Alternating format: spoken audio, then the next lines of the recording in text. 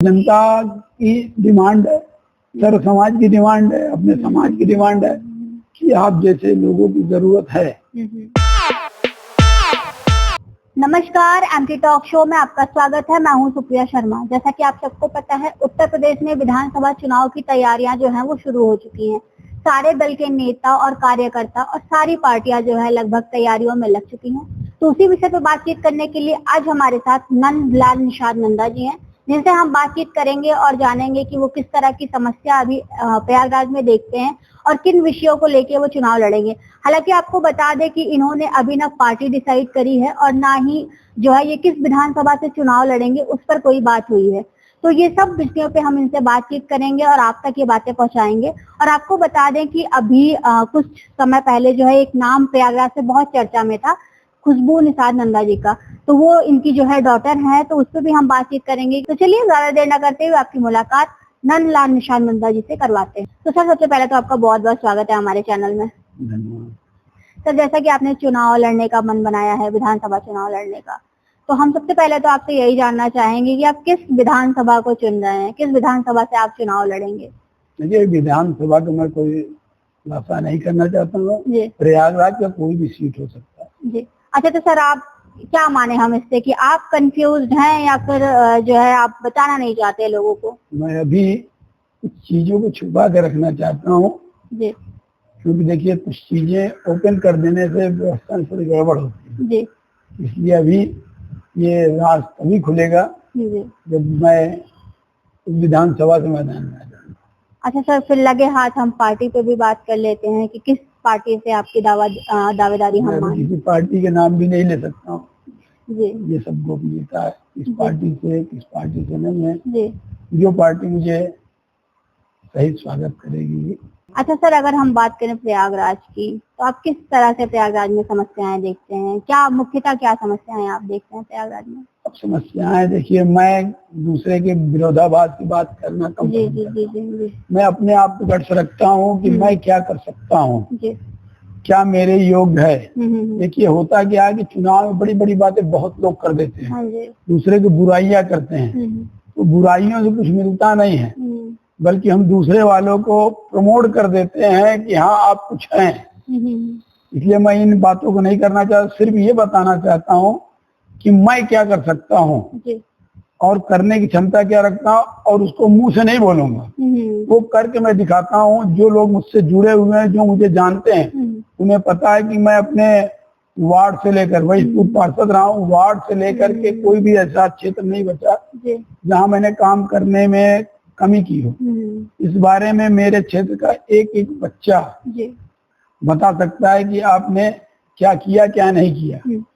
और सच्चाई ये है कि लोग नेता बनते हैं, तो नेता बनने के लिए कुछ त्याग करने की जरूरत होती है। खाली शोबाजी बोल देने से नेतागिरी नहीं होती।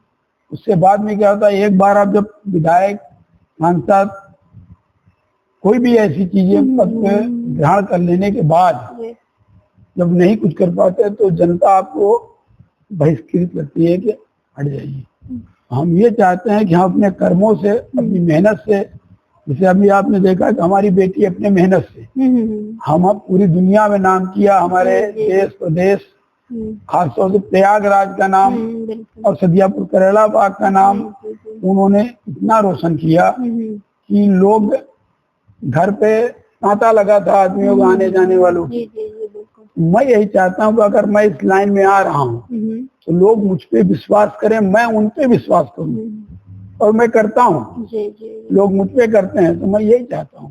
सर, अच्छा, कोई बात करें सामाजिक समीकरण की, तो हर पार्टी जो है वो सामाजिक समीकरण देख के ही नेताओं पे या कैंडिडेट्स पे दांव लगाती है। तो आपको क्या लगता है कि कौन सी विधानसभा जो है का समीकरण जो है आपके फेवर में है?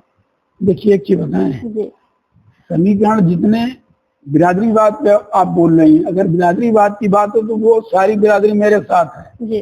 उन्होंने दिखा दिया बेटी से लेकर मेरे कार्यक्रम में किस तरीके वो दिलो जान से मेरे साथ हैं, वो तो मेरे साथ हैं। लेकिन अदर बिरादरी जो भी हैं, उन्होंने मुझे बहुत पसंद किया, मेरी बेटी को पसंद किया, सबने दिल से सराहा, उनका आशीर्वाद लगा जो यहाँ तक बेटी पहुंची। और मुझे एक गोल्डन पापा का नाम मिला। जी जी बिल्कुल। तो मैं यही कहना चाहता हूँ, मैं हर बिरादरी के साथ विश्वास करता हूँ, हर बिरादरी मुझ पे विश्वास करती है। कोई भी एक पर्टिकुलर एक बिरादरी के नाम पे चुनाव नहीं लड़ सकता और लड़ना भी नहीं चाहिए जी। ये बिरादरीवाद तो लोगों ने फैला दिया।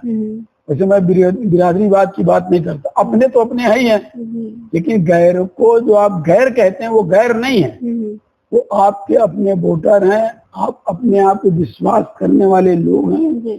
आपके ऊपर विश्वास करके, आपके ऊपर फेथ करके फोन करते हैं दिन भर में, भैया आप चुनाव में उतरिए, आप चुनाव लड़िए, हम लोग अपना पैसा लगा के चुनाव लड़ाएंगे। ये मतलब आपको सर्व समाज का जो है सहयोग मुझे सर्व समाज की रियलिटी अगर बात करेंगे तो मैं निर्दल प्रत्याशी हमेशा था जी। और निर्दल से ही लगातार पार्षद था। जो सरकार बनती गए मैं उनके साथ काम करता गया। मुझे क्षेत्र में विकास से मतलब होता है कि विकास कैसे होगा। हम जनता के लिए बने हैं, जनता हमारे लिए बनी हुई है, हम जनता के विश्वास में खड़े होने की चेष्टा करते हैं। फिर पार्टी तो हमारी है, जिस पार्टी के साथ जुड़ेंगे वो हमारा साथ देगा, हम उनके साथ देंगे। अच्छा सर, अगर हम बात करें तो आप क्या निषाद पार्टी से चुनाव लड़ सकते हैं, क्योंकि अक्सर आपको जो है संजय निषाद जी के साथ देखा गया है? देखिए मेरी बात सुनिए, संजय निषाद जी मेरे अपने परिवार के हैं। आपके मुकेश सहनी जी मेरे परिवार के हैं, राजभूषण जी मेरे परिवार के हैं, वीरू साहनी जी मेरे परिवार के हैं। ये परिवार के साथ में है। सबसे ज्यादा अगर सपोर्टिंग नेचर मैंने देखा अब तक तो रियलिटी में मुकेश सहनी जी हैं, जो हमारे खास तौर से हमारे लिए, हमारी बिरादरी के लिए रात दिन चिंता करते हैं। तो चिंता करने वाले वो भी हैं, डॉक्टर संजय भी हैं, लेकिन क्वालिटी की बात होती है। तो अभी मैं किसी का भी खुलासा नहीं कर पाऊंगा कि मैं किस पार्टी से चुनाव लड़ूंगा। वो बीजेपी होगी, बसपा होगा, सपा होगा, वीआईपी पार्टी होगी, निषाद पार्टी होगी या अन्य कोई पार्टी होगी। सबने मुझे सराहा है, सबने पूछा है, तो मैं सबका चाहता हूँ, सब मेरे चाहते हैं। इसलिए मैं अभी इन चीजों को खुलासा नहीं करना चाहता हूँ कि मैं बहुजन से लड़ूंगा कि उससे लड़ूंगा कि उससे लड़ूंगा। मेरा भी लक्ष्य है कि पहले जनता की रुझान क्या है, जनता किस पार्टी के लिए कहती है, अपने लोग किस पार्टी के लिए कहते हैं, सर्व समाज किसकी तरफ मुझे आकर्षित करना चाहती है और क्या मुझसे वो चाहती है। मैं इसलिए भी जनता की तरफ विशेष तौर से ध्यान दे रहा हूँ। अच्छा सर, जो संजय जी हैं वो लड़ाई लड़ रहे हैं कि निषाद समाज को जो है अनुसूचित जनजाति में लाने के लिए, और केंद्र में भी सरकार है, राज्य में भी सरकार है, तो अभी तक ऐसा क्यों नहीं हो पा रहा है? देखिए संजय जी के संजय जी जाने, लेकिन मैं इतना जान रहा हूँ कि मेरे सर्व समाज को ये SC/ST आरक्षण की विशेष आवश्यकता है। क्योंकि उसकी वजह ये है कि जब दिल्ली में या अन्य राज्यों में हमको SC/ST का दर्जा दिया गया, तो उत्तर प्रदेश में क्यों नहीं?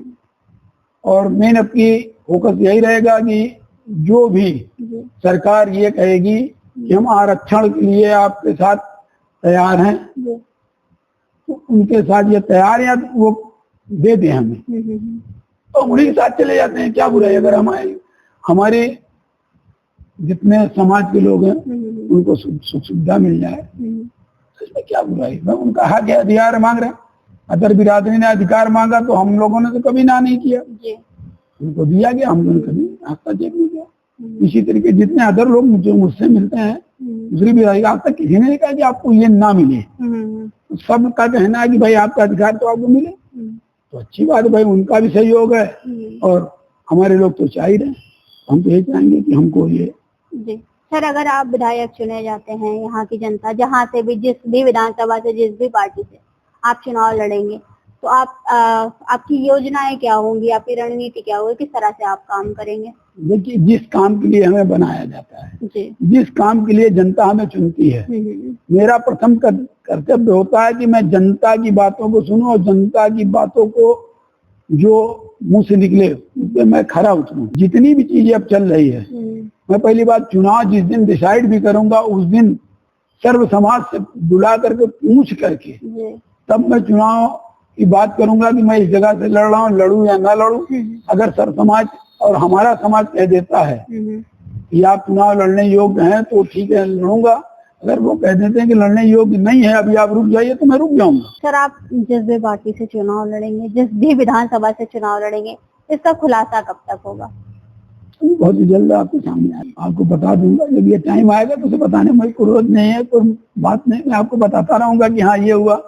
तो सर, मतलब हम कंफर्म ये मान के चल रहे हैं कि आप नंदलाल निषाद नंदा जी जो है इस बार विधानसभा का चुनाव लड़ेंगे ही? ये तो श्योर है जी। चुनाव तो लड़ना तय हो चुका है, क्योंकि ये विशेष तौर से जनता की डिमांड है, सर्व समाज की डिमांड है, अपने समाज की डिमांड है कि आप जैसे लोगों की जरूरत है,